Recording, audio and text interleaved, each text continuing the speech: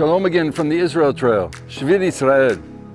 Last time we met, we had walked from the northernmost border of Israel on the Israel Trail all the way to the lower Galilee to Mount Arbel, where we had a magnificent view of all of northern Israel. But since then, we've kept on going south and a little bit to the west, so that now we are on a different mountain, Mount Carmel. In Hebrew, Har Carmel. And a beautiful mountain it is, looming right above the Mediterranean Sea. What can we see from the nose of the Carmel?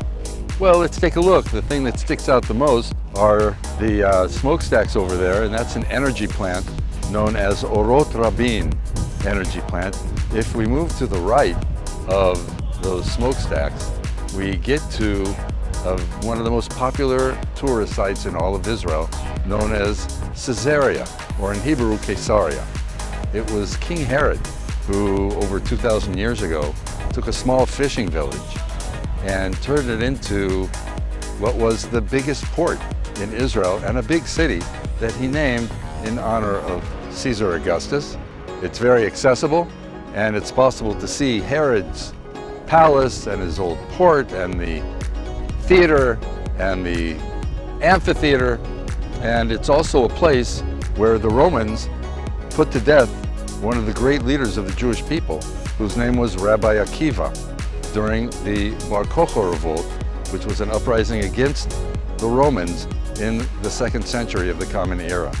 Next to Caesarea, or Caesarea, there's a town known as Or Akiva, the light of Akiva. Right next to Caesarea was a kibbutz known as Sdot Yam. It's still there today. A kibbutz, of course, being an Israeli invention from the beginning of the 20th century, where people decided to live communally as socialists, sharing everything. And Sdot Yam meaning the fields of the sea. And there was a very well-known member of the kibbutz whose name was Chana Senesh, who was born in the 1920s in Hungary. She moved to Israel because she was a staunch Zionist.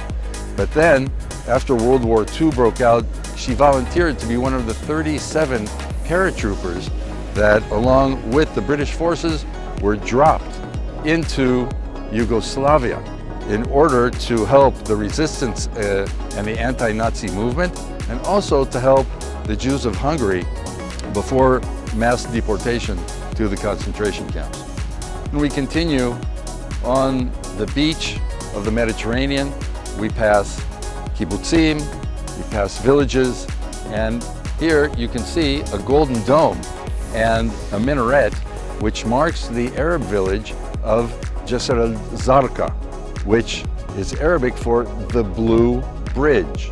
Part of that city is actually a little fishing village where people go out to fish every night and often during the day.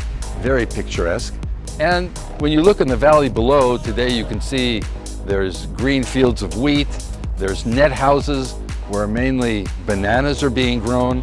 But if you had been here before the 1920s, this entire area, this whole valley below, between Mount Carmel and the sea, was covered by a huge swamp known as the Kabara swamps. And anybody who lived here was in danger of contracting and perhaps dying from malaria. And it was only in the 1920s when the local population, both Jews and Arabs, came with the help of an expert in draining the swamp and make this not only a place that wasn't dangerous, but a place where a lot of crops could be grown, and that still goes on today. And we would continue on and get to the huge city of Haifa, which is also on Mount Carmel, looking right over the Mediterranean. In Haifa, we have many different groups of people living, many different ethnic groups. Another religion, a well-known one, known as the Baha'i, who have their famous gardens and their spiritual center in Haifa, world-renowned Baha'i Garden. If we were to continue up on top of Mount Carmel, we would get to one of the first Jewish villages in modern times in this area, which is Zichron Yaakov. Zichron Yaakov was started in the 1880s by a group of Jews who came from Romania, and about a year later, the village was adopted, as it were, by Baron Edmund Rothschild, who helped them survive in really tough times.